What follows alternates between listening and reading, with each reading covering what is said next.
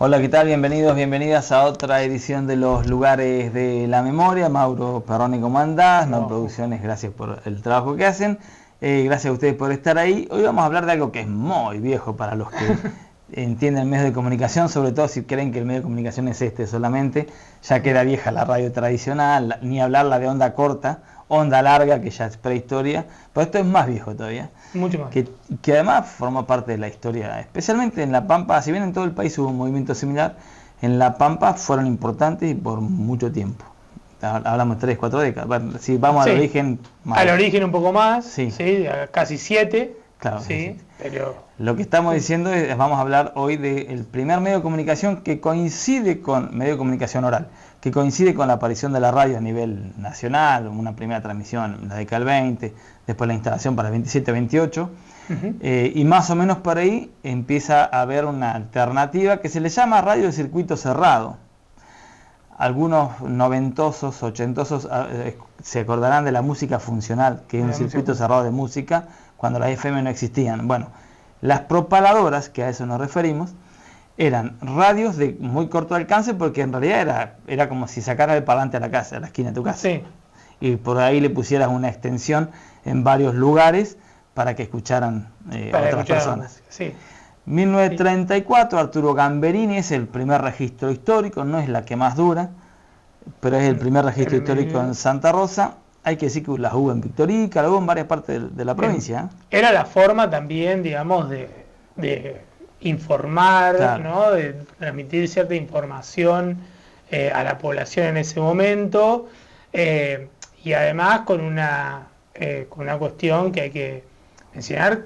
Estamos hablando de las propagadoras fundamentalmente en Santa Rosa, haciendo una especie, digamos, de repaso de la radiofonía en este origen tan peculiar también, en donde la Santa Rosa muy lugareña todavía. Pensemos que recién en los, década del 30, en los 60, 70 recién va a superar los 30.000 habitantes. Entonces todos estaban en un radio céntrico. La de 1934 de Gamberini va a estar ubicado, por lo menos sus parlantes, ¿no? Sus bocinas van a estar ubicadas en lo que hoy sería el edificio de la Universidad Nacional de La Pampa, el edificio del centro, ¿no? Exactamente. Que está ubicado frente a la plaza. En el mismo lugar, lo ubican históricamente en lo que es Gil 353, pero bueno, es ahí más o menos que se lo ubica históricamente. Bien lo dijiste, decirle parlantes de ser muy generoso por la tecnología. Era las bocinas esas, como hoy escucha a alguien, no lo voy a hacer, casi que lo hago, me tapo la voz que lo hago. Casi que lo imitamos. Que no le entiende, veo cuando hoy le están comprando, hoy hay gente que saca con la camioneta, heladera, batería. Bueno, empezó así, después le fueron agregando tecnología, por supuesto, cuando mejoraba el parlante, pero imagínense que lo inalámbrico no estaba, así que necesitaba una instalación de un estudio emisor, que eso sí podía llegar no por cable, no tiene que estar conectado, pero los parlantes no conectaban por cable en las cuadras. Los parlantes, las bocinas. La bocina. Es la primera versión local, no informativa porque están los diarios, si no estamos siendo injustos, los diarios son anteriores. La Arena justo por ahí, pero hay experiencias de diarios anteriores. 1933 creo que es el diario, así que 34, bueno, es anterior. La Reforma es un poco anterior también, que anterior. Es como otro diario de gran tirada a nivel provincial, o por lo menos de las grandes ciudades. Claro, como inmediatez informativa era esto de la propaladora, que hay que decir que cómo se financiaba, porque uno dice radio de circuito cerrado, piensa en lo que es la primera experiencia de los cables de televisión de circuito cerrado, que pagabas un abono. Acá no, acá la escucha era gratuita, con lo cual, al igual que funciona hoy la mayoría de radio de frecuencia modulada, tenés que buscar publicidad. Eso hacía que al menos 2 personas tuvieran que estar. El dueño, el que hacía la inversión, que tenía que montar un símil estudio de radio con un micrófono, una mesa, para que alguien locute, alguien lea, y generalmente no era el dueño, porque el dueño buscaba plata, o el dueño tenía algún espacio en un momento, pero tenía alguien que leía, compartía o pasaba música. Bueno. Sí, y aparece también esto de la publicidad, la posibilidad, digamos, de hacerse conocido. Ya había, obviamente, la publicidad en los medios gráficos, ya estaban instaladas hacía años, y en este caso la propagadora le dan otro alcance, otra cotidianeidad también. Claro, esto de hoy pasa en muchas FMs, especialmente de barrio, verdulería Juanjo, ofrece 5 kilos y te dicen, bueno, eso mismo, que da visibilidad, está bien que el alcance es limitado por la cantidad de parlantes. La primera, que no es la que vamos a marcar como es la primera, pero no la más extendida en el tiempo, y cuando se extendió en el tiempo se extendió en la superficie de llegada, ¿no? De alcance con las bocinas y parlantes después. La primera era muy céntrica, muy para la plaza. Está bien que una Santa Rosa iniciática también, tampoco es que había había mucha más extensión que esa, sí. Y ahí, claro, lo que hacían era, además de la información local, la música, que era, hay que pensarla que si había música, o se hacía con el tocadisco a manija, o en vivo. No había otra forma. No había otra forma, y era una forma también de, la que era en vivo, muchas veces era una forma, vamos a entender, que era una forma también de, bueno, hacerse conocido, digamos, ¿no? Bueno, ¿cómo te hace escuchar? Hoy parece mucho más sencillo, ¿no? Sí. Uno puede hasta grabar en su propia casa, con equipos espectaculares, y difundirlo por las redes y demás, o por plataformas digitales. En ese momento los estudios de grabación eran muy caros, etcétera, y bueno, ir ahí y tocar era la forma de hacerse conocidos, ¿no? En caso de una banda, de un artista. La grabación era impensada, fíjate que Radio Nacional es del 50 y la Radio Nacional originaria tenía grandes estudios para que los conjuntos musicales se presentaran y se ocupaban mucho espacio que podían poner todos los instrumentos. O sea, el disco existía, pero la mayor parte de la música se hacía en vivo. Imagínate, estamos hablando 2 décadas antes, por ahí la cercanía, incluso la dificultad de la calidad del micrófono y de las cantidades de micrófonos, porque eran inversiones caras.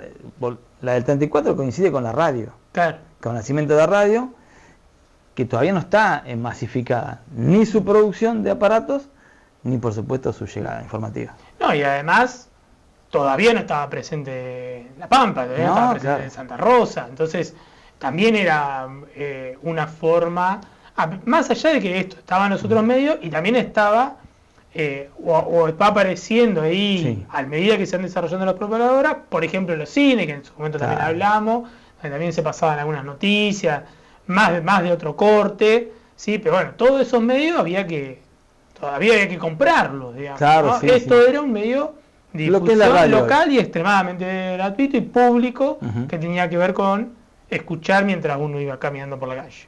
Volvemos con esa que es la característica que acaba de nombrar Mauro, que las destaca, la localía de las propagadoras, la importancia de la identidad del lugar, porque de otra manera no se conseguía.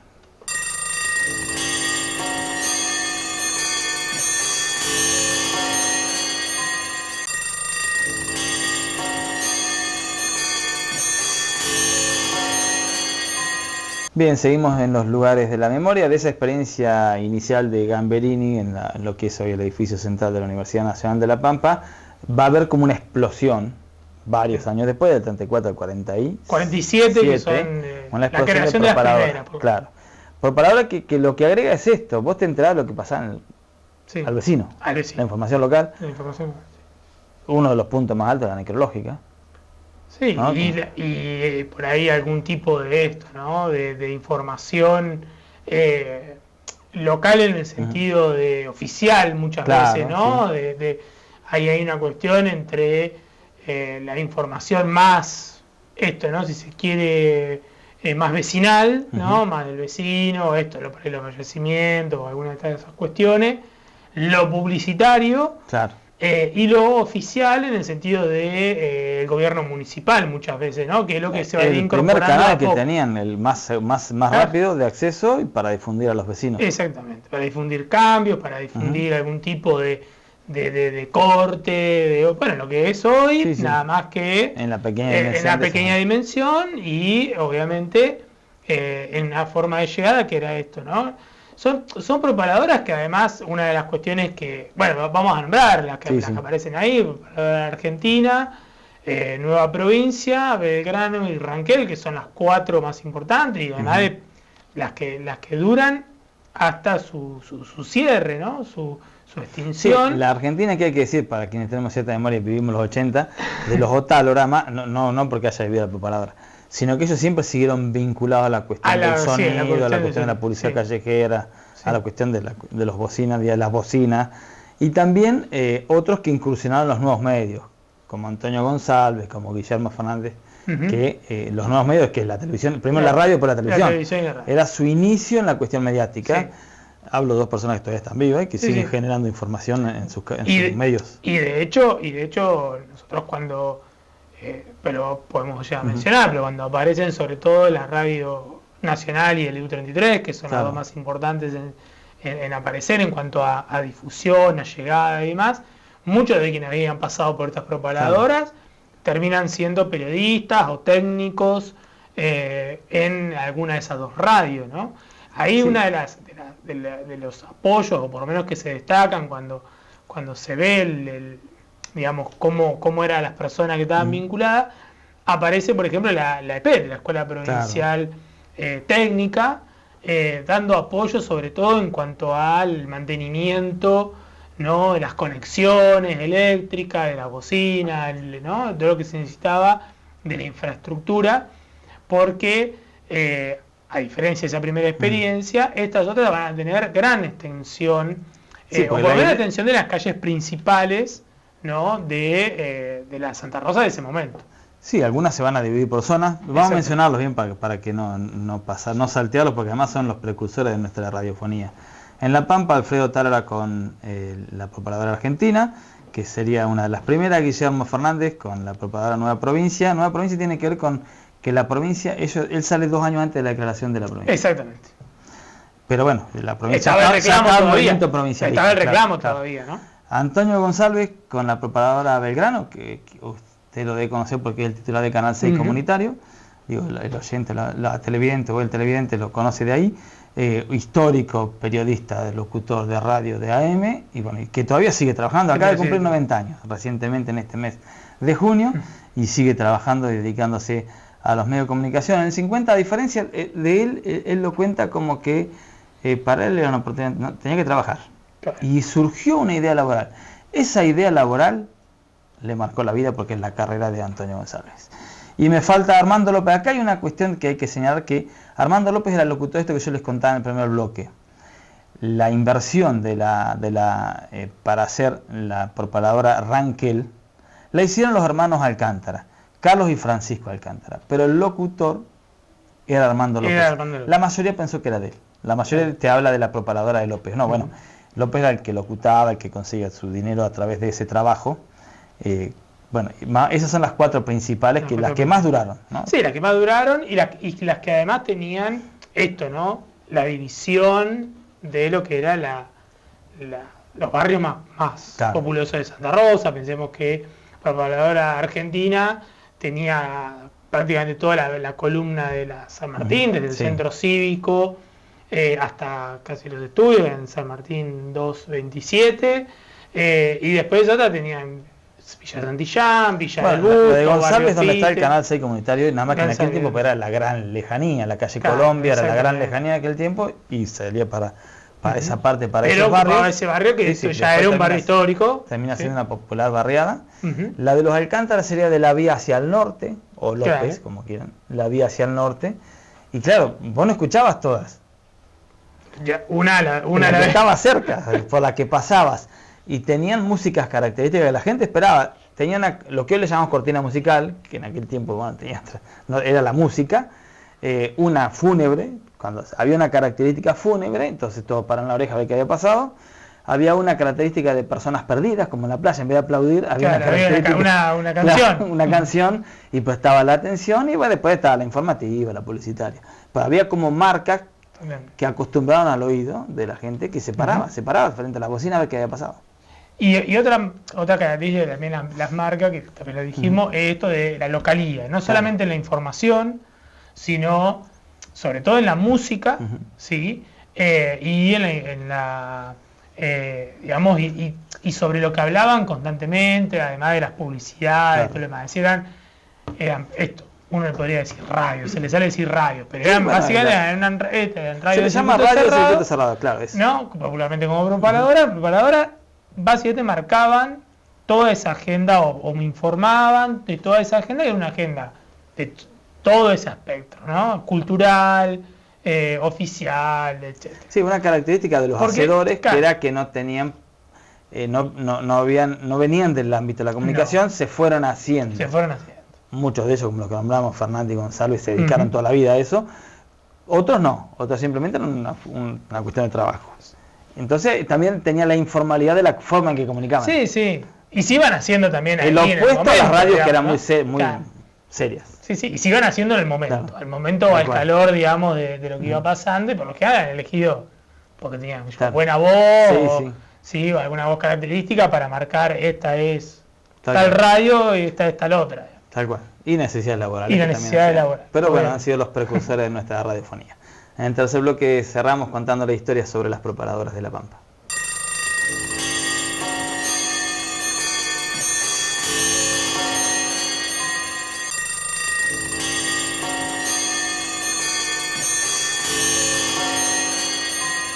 Bien, continuamos hablando de las propagadoras que han sido tan importantes, por lo menos 4 décadas, entre el 30 y el 70, por lo menos en esa, para la información de acá, porque después tenía que esperar los diarios o escuchar radios de AM que no eran localistas. Que no eran localistas.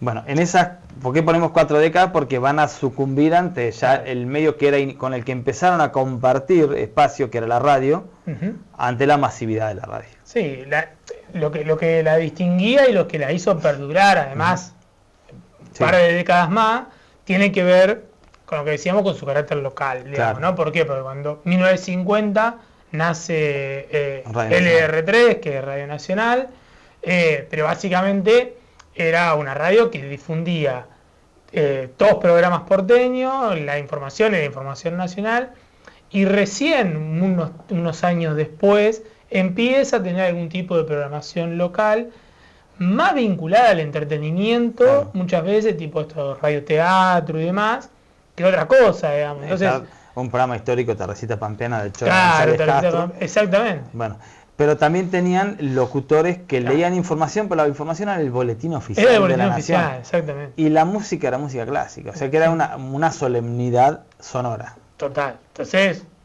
el color lo ponían las propagadoras. Hay un dato, nosotros ya lo hemos nombrado, pero ha aparecido ahora cuando investigando, ¿no? Ya hemos hablado varias veces de lo que es el 9 de junio del 56 de Santa Rosa, y de la toma de Radio Nacional, pero también hay una toma de una propagadora, ¿no? Que no difundió, o difundió muy brevemente el comunicado, la proclama, ¿no? Del levantamiento, ¿no? Peronista contra la revolución fusiladora, que es la propagadora de Nueva Provincia. No, ahí se toma y bueno, pasa ahí un tiempo, difunde la proclama y después pasa a ser lo importante cuando se toma la Radio Nacional. Pero digo, destaca eso como la importancia que tenían esa propagadora aún en ese momento, por más que ya existiera la radio en términos, digamos, de llegada. Que estaba ya Radio Nacional, ya llegaba, vamos, 56 ya llegaba, pero lo que pasa es que estaba esto, de quien no la sintonizaba por la solemnidad, porque o no tenía el aparato en la casa.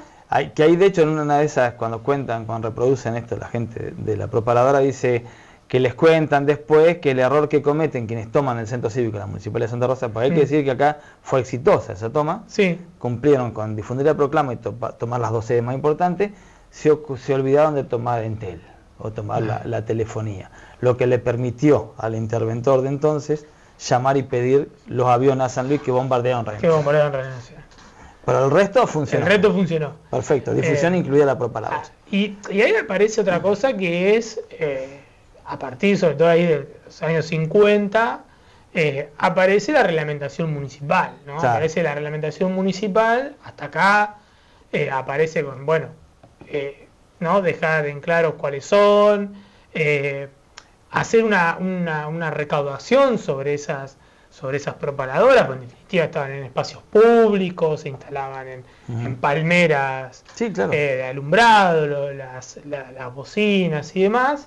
Y bueno, entre eso, ¿no? Y la difusión, y ya en los años 70 aparece el EU33, ¿no? En 1970 con aparece una el mirada EU33, distinta, emisora privada, no tan solemne. Exacto, no tan solemne, ya ahí sí con una información local, con toda esta cotidianidad de vecindad, incluso abarcando zonas rurales y demás, y ya ahí en agosto del 71, 1971, aparece, digamos, la normativa municipal que cancela, cierra y Sí, demás. que le da el cierre. Entre otras cosas, Santa Rosa crece mucho, pasa de 14.000 y pico de habitantes a más de 30.000 en esas 3 décadas. Entonces, aparece lo que también podía uno ser lógico, que es bueno, la queja por el ruido en la calle, una ciudad que ya empieza a tener más ruido de por sí, más el ruido de la propaladora,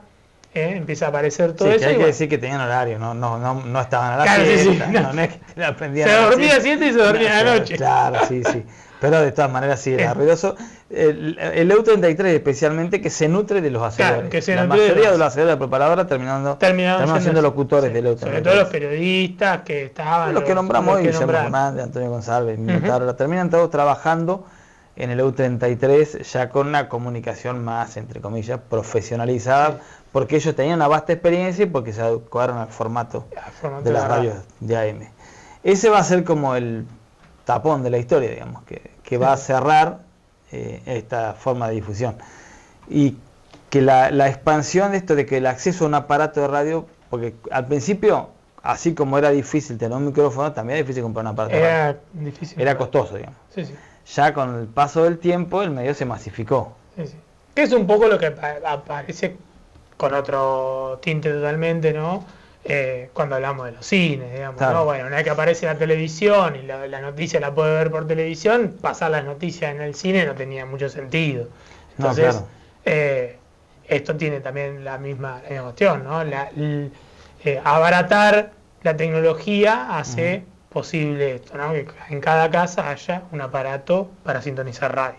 Claro, que además no te demanda estar parado en una esquina, porque imagínate, querés escuchar una noticia en invierno, en estas temperaturas de 4 grados bajo cero. Y tenés que parar abajo. Te llamó la atención la cortina especial del último suceso, lo que sea. O que a ver quién murió. Claro, entonces, bueno, acá la radio te va a permitir informarte de tu casa y por supuesto el alcance es mucho mayor. Pero bueno, este antecedente de radiofonía hay que decir que marcó el inicio, porque de última el lenguaje es el mismo, podrá ser la reproducción distinta. Sí. Pero el lenguaje es lo mismo, es un micrófono y alguien hablando, tratando de contar.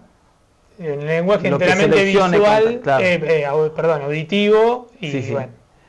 Es lo mismo, nada más cambia la masificación, que es lo que va a terminar con estas propaladoras.